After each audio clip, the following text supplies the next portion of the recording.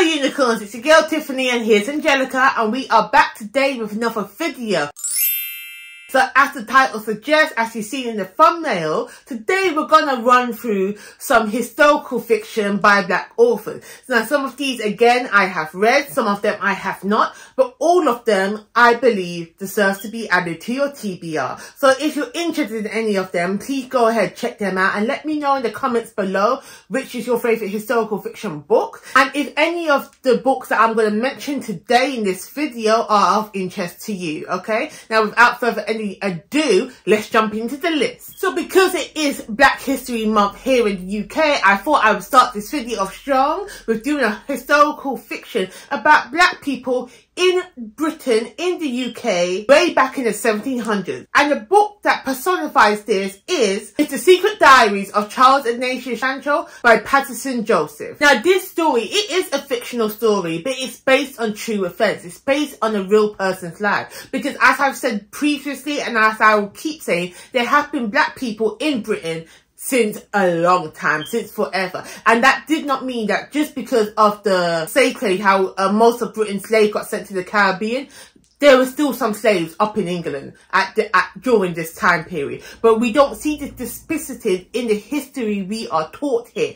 But what this book does, it brings highlight to those black people that were in England at this time. So who was Charles Ignatius Sancho? Who was the man that this story is based on? So he was a composer. He was a writer. And he was believed to be the first black person to be able to vote in England, in Britain. So this book is an account of his life. You can call it a memoir, but it's not really, because it is a fictionalized story, like some facts the author has taken liberties with. But again, it is based on a real person. It documents his life from when he was born on a slave ship in 1729, and then he was brought over to Britain in 1749, where he was sold to three sisters who basically treated him like a pet. And then this book documents his trials, his tribulation, his misfortune, him coming to terms with some parts of his life where he could consider himself a privileged black man compared to those other black people in the UK at the time who was treated worse off than him. Like, it's a very deep introspection into black people in England during this time frame, because there's not many texts, there's not many sources of media that I have been able to locate that document black people in Britain during this time and the experience that they have. So I do believe that this book is a pivotal book to understanding the black experience during the 1800s. The next book I want to discuss is actually a new release. It came out this year, and that is Manny and the Baby. And we are in two different time frames in this book. So the first POVs are following two sisters as they are reconnected after losing touch, after several years after they have lost touch with each other. And their POVs, their timeline is set in 1936. And then we are also following two brothers whose POV is set in 2012. Now, what I find interesting about this book, again, this is a book based in England, based around black people during a space where we don't get many media, many texts referencing Black Britain in the 1930s. So we are going between London and Bath between 2012 and 1936, going through these two different timelines, seeing how black people are treated within these two different time frames. And I love the fact that we're learning about Black Britain from two different generations, from two different generational stories. Now, what the themes in this book, what we're focusing on here, we're focusing on sisterhood, of found family, of identity, of friendship and belonging. But we're also focused on music and the creative industry, and how black people had a relationship with music and the creative arts throughout history. So again, this is a fantastic read. This is a fantastic book to read for Black History Month and for all the months that are going to follow after. The next book I do want to highlight is Fire Rush. Now, Fire Rush is set in the late 1970s, early 80s, and follows a second generation Jamaican British woman as she embarks on a journey of self-discovery and self-healing. Now, considering that this was a debut book by Jacqueline Cooks, I think this book was really well written. Although it did have some pacing issues for me, I think the context in this book, what is discussed in this book, because we are dealing with the institutionalized racism, the hatred focused on black people during the 70s and 80s in England, and with a heavy focus on the treatment of black women during this time. Now, besides all that, there is an undercurrent of the love of the music, of the love of boombox culture. You know, when they have the big speaker sound booths everywhere. So it is a very introspection life again of the creative, of the music, and how music helps people heal, and how the British-born Jamaicans, the second generation, the first generation, when they came over to England, how music helped them stay connected to their roots.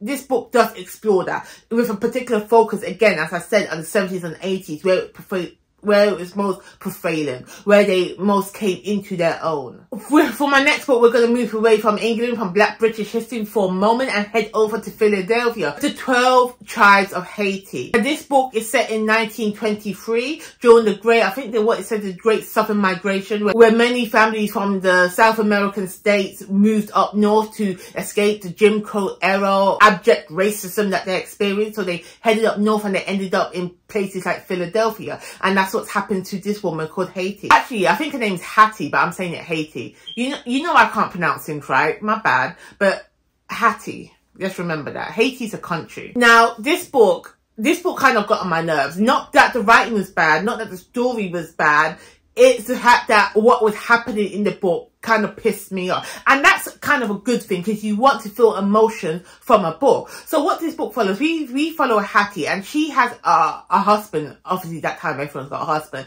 But he's a womanizer, he's a gambler, he's a junk. And all they keep doing is making babies. They keep getting it in, producing babies that they can't support. And that was something that happened a lot back in those days, because there ain't nothing up. They don't have no birth control. They don't have nothing, and they're bored. All they got to do is be getting it in.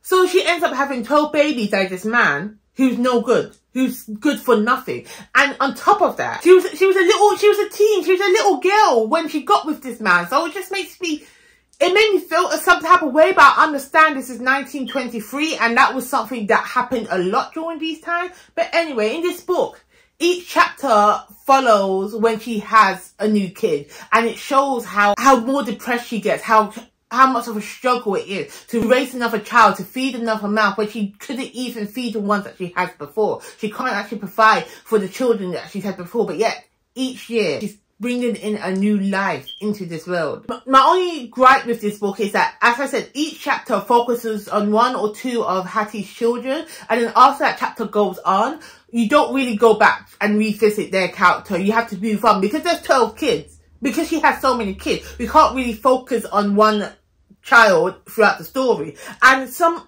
of the children, some of their stories, I want to know more about, but again, we have to move on. Did I enjoy this reading experience? Yes, I did enjoy reading. That's why I feel like everybody should read this book, because it was a good book, but it did make me feel some type of way. It did make me feel some type of emotions, and like, I do want to discuss. So let me know if you've read The 12 Tribes of Haiti. So that again, The 12 Tribes of Hattie. Is that... Anyway, let me know if you read this book, or if you're interested in reading this book, so we can discuss, okay? So the next book I do want to add to this list is River Spirit. Now, this book is set in Sudan in the late 19th century. Now, this book tells a fictionalized story of the real Mahadis, I think that's how you say it, Mahadis Wars, and the Sudanese colonial past.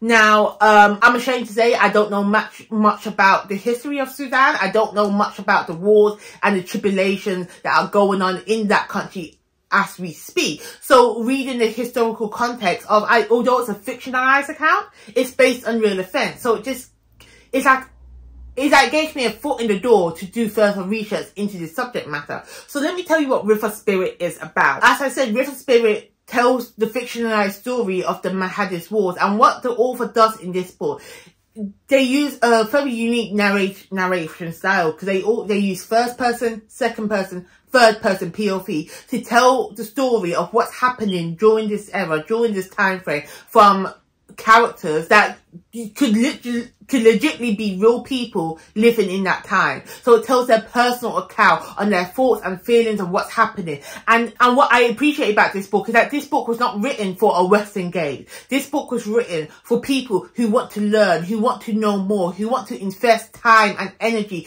in knowing about the Sudanese colonial era, about the Mahadis War, about what happened in Sudanese past, and want to continue their education to know about what's happening in Sudan now. So it's not that I enjoyed this book. I think this was a well-written book. I think this was a well research book, and I feel like the information provided in this book, although it's a fictionalized historical fiction book, is relevant. Okay, it could be written as if it was a non-fiction book, and it was great. Okay, so if you do want to learn more about Sudan, about its history, I suggest you go pick up this book and then go on to further read more non-fiction literature, more information to gain a greater understanding of Sudan as a country and what has happened in its past. Speaking of Sudan, I told you after reading River Spirit, I wanted to know more information, and I picked up another historical fiction book called Ghost Season. Now, this book was a powerful novel. Where River Spirit opened the floodgates for me to learn more about Sudan, Ghost Season opened up my heart, because it follows 5 people, 5 strangers, whose lives rapidly become entwined when they live on the NGO compound in Sudan as a civil war looms. In this book, we follow Alex, who's an NGO worker sent to Sudan to update their geographical maps.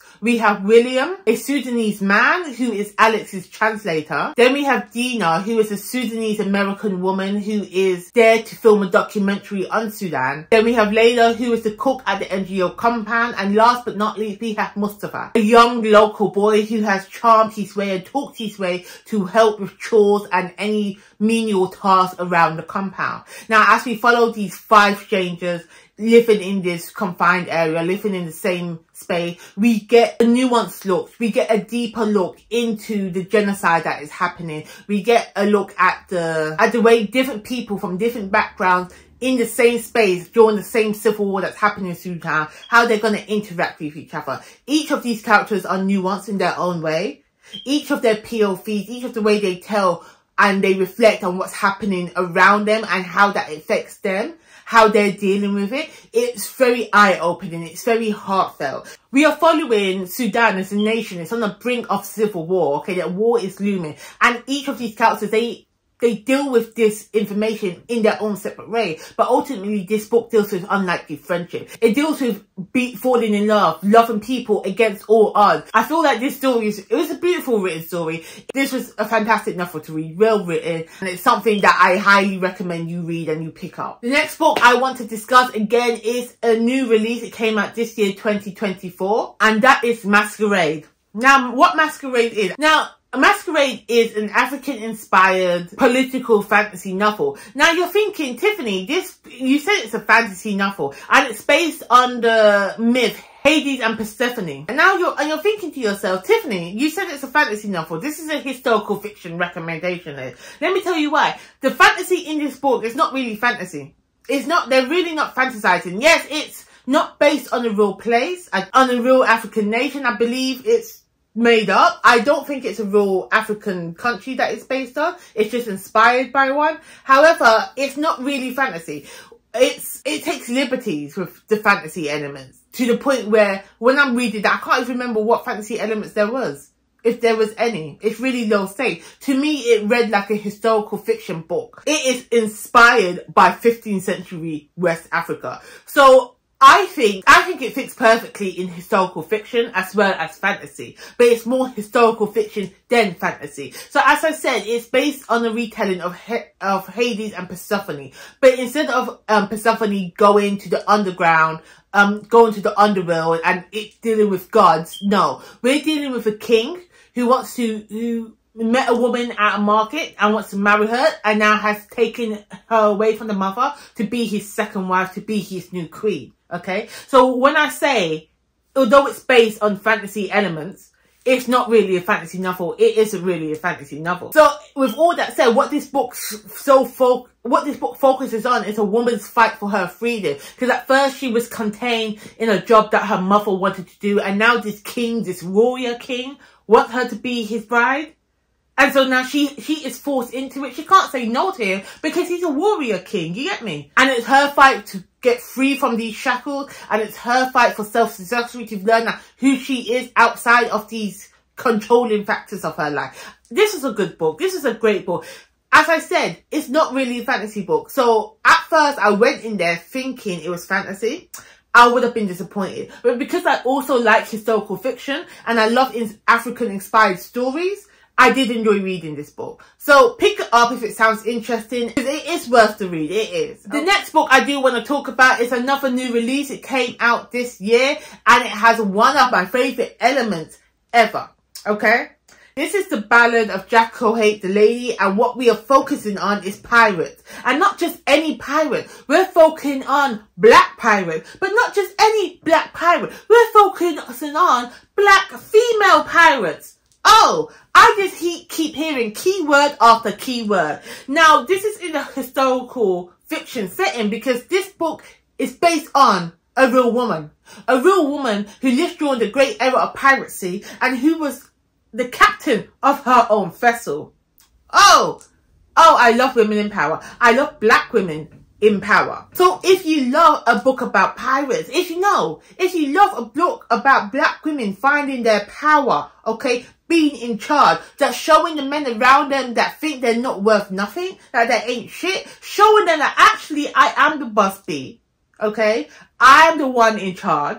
This is the book for you. Even if you're not one to gravitate to pirate stories, this is a book about black women empowerment. Okay, let's just put it like that. And it's set during the time of the great piracy era. What time was that? 1700s? Something? 1800s?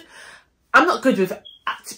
You know when the pirate era was at its height. That's when it was there. It's a great story. It was given everything. And we have a queer romance. And we have a sapphic romance in this book. I loved it. It was great. Go read it. So the next book I do want to highlight is Long Gone Home. Now this is a gorgeous debut novel about one woman's struggle to overcome adversaries and for a better life for her and her children. So we're spanning the joyous peak of the 1930s jazz era to the Great Depression and the civil rights movement. What Long Gone Home does, it reads an epic poetic tale of love, life and of loss as one woman journeys and learns the true meaning of home. So when I read this book, I did a hybrid read. I was listening to it via audiobook by reading it on my Kindle, and I would suggest try out the audiobook because that narrator did a phenomenal job. It really rang alive that era for me, that great jazz era, and this voice rang out the emotions of the character. So I was there when the character was happy, having the best time of her life. I was there during the depression and I felt it. I felt the emotions come off the page, come through my ears and into my soul, okay? So if you are going to read this book and you do like doing audios, I suggest the audiobook. So the last book I do want to highlight on my list is one author that I have just come across recently and I've been devouring her work, and that is The Salt Rose by Nalo Hopkins. So there is a lot going on in this book. There is a lot. We follow the lives of 3 different women told in 3 different perspectives in 3 different timelines. I know, but stay with me now, okay? I'm a big fan of the power of 3, and that's what we have in this book, the power of 3, okay? So, 3 different timelines. As I said, we follow 3 women, 3 different timelines. So we follow Mer, M-E-R. She is a slave in Haiti shortly before the Haitian Revolution happened. So we follow her in that timeline. We also follow a woman in the 1800s, a Janine DeVoe. Now she is based on a real woman back in history. And that, when I learned that fact after reading the book, this character is too vivid not to be real. And I was right, she's based on a real character. And then we also follow back in the 400s. Is that a year? Is that how you say the year? The 400s? 400 BC in Egypt. We follow an Ethiopian prostitute. Oh, never thought I would say that, did you? Oh, I like her character the most, you know. I think the prostitutes have the most fun. But anyway. And in her character, she is embarking on a journey for a better life. So her and her best friend journey to Greece to find that life for themselves. I enjoyed that. But each timeline is their own story, so they don't interconnect. But overreaching throughout the stories, there is this theme, there is this undercurrent that connect and that we're building towards to the end. Now, I'm not going to tell you what that is because I want you to read the book. But at the end, you can see how the story all comes together, how each timeline was important in their own way for the overreaching plot of the book. I really enjoyed The Salt Rose. I really did enjoy The Salt Rose. It's an ambitious, wide-reaching novel that is both historical, spiritual, magical, and fantastical. All of that is all mixed together. Oh, and it just works so well. Also, the queer casualness in this book that's just sprinkled throughout was fantastic with Chef Kiss. So if you are going to pick up any book, and you should pick up every book on this list, I highly suggest The Silk Road by Nadia Hopkins. This is one of my favourite books on this list, okay? So that is it for me today. Again, if any of these books spark your interest, please do let me know if you've read any of them. Also, please do let me know any historical fiction books you like by Black authors. Leave them in the comments below. And as I said, I am posting this video for all my favourite genres, highlighting some books written by Black authors. So if you don't want to miss a video, please subscribe and hit that notification bell to be notified of the next video I upload. Thank you guys for watching. I'll be back with another video soon.